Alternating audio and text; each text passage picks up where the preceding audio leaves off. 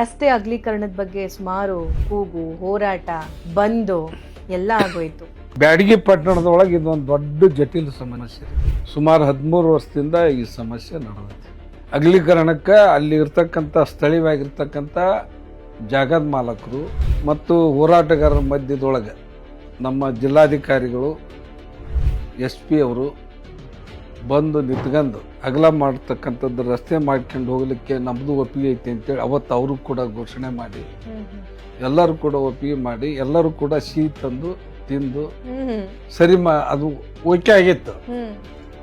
ಮುಂದೆ ರಸ್ತೆ ಅಗಲೀಕರಣ ಆದ್ನಪ್ಪ ಅಂದ್ರೆ 6 ಮೀಟರ್ ಸೆಟ್ ಬ್ಯಾಕ್ ಬಿಡಬೇಕು ಅಂತಕ್ಕಂಥದ್ದು ಒಂದು ನೇಮ್ ಐತಿ ರಾಜ್ಯ ಹೆದ್ದಾರಿಯಿಂದ. ಅದು 33 ಫೀಟ್ ಬಿಟ್ಟು ಕೊಡೋದಲ್ದನ 6 ಮೀಟರ್ ನಾವು ಸೆಟ್ ಬ್ಯಾಕ್ ಬಿಟ್ರಪ್ಪ ಅಂದ್ರೆ ನಮ್ದೇನು ಜಾಗ ಉಳಿಯೋದಿಲ್ಲ, ನಮಗೆ ಅನ್ಯಾಯ ಆಕೈತಿ ಅಂತಕ್ಕಂಥದ್ದು ಅವರು ಕೊರಗೈತಿ.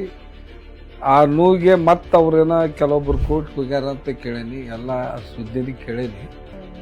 ರೈತರು ಎಲ್ಲರೂ ಒಪ್ಪಿಗೆ ಕೊಟ್ರೆ ಮಾಡ್ಲಿಕ್ಕೆ ಅನುಕೂಲ, ದುಡ್ಡಿಂದ ಏನು ಸರ್ಕಾರ ನಾವು ಏನಾದ್ರು ಪ್ರಯತ್ನ ಮಾಡಬಹುದು. ಹಿಂಗಾಗಿ ಅದು ಅಸಾಧ್ಯದ ಕೆಲಸ ಅಂತೇಳಿ ಅದನ್ನು ಕೂಡ ಅವರು ವರದಿ ಒಳಗೆ ಕೊಟ್ಟಾರ. ಅದು ಒಂದು ಕಡೆಗೆ ಆದ್ರೆ ಮತ್ತೆ ತಿರುಗಿ ನಾವೇನು ಅವು ಹೈಕೋರ್ಟ್ ಇದ್ರ ಪ್ರಕಾರ ಆದೇಶ ಪ್ರಕಾರ ಪುನಃ ಎಲ್ಲರೂ ಸರ್ವೆ ಮಾಡಿಸಿ ಯಾರ್ಯಾರು ಎಷ್ಟೆಷ್ಟು ಕ್ಷೇತ್ರ ಹೋಗೈತಿ ಜಾಗ ಹೋಗೈತಿ ಅದನ್ನೆಲ್ಲದು ಸರ್ವೆ ಮಾಡಿಸಿ ಅವ್ರಿಗೆ ಈಗ ನಾವು ಚೆಕ್ ಕೊಡಕ್ ರೆಡಿ ಮಾಡಿಟ್ಟು ಫೈನಲ್ ನೋಟಿಫಿಕೇಶನ್ ಆಗೈತಿ ಸರ್ಕಾರದಿಂದ. ಈಗ 11 ಕೋಟಿ ರೂಪಾಯಿ ಹಿಂದಿನ ಸರ್ಕಾರ ಇದ್ದಾಗ ಬಿಡುಗಡೆ ಆಗಿತ್ತು. ತಿರುಗಿ ಈಗ ಮತ್ತೆ 16-17 ಕೋಟಿ ರೂಪಾಯಿ ಬೇಕಂದ್ರು ಅದು ಕೂಡ ನಿನ್ನೆ ಆದೇಶ ಮಾಡಿಸೀನಿ.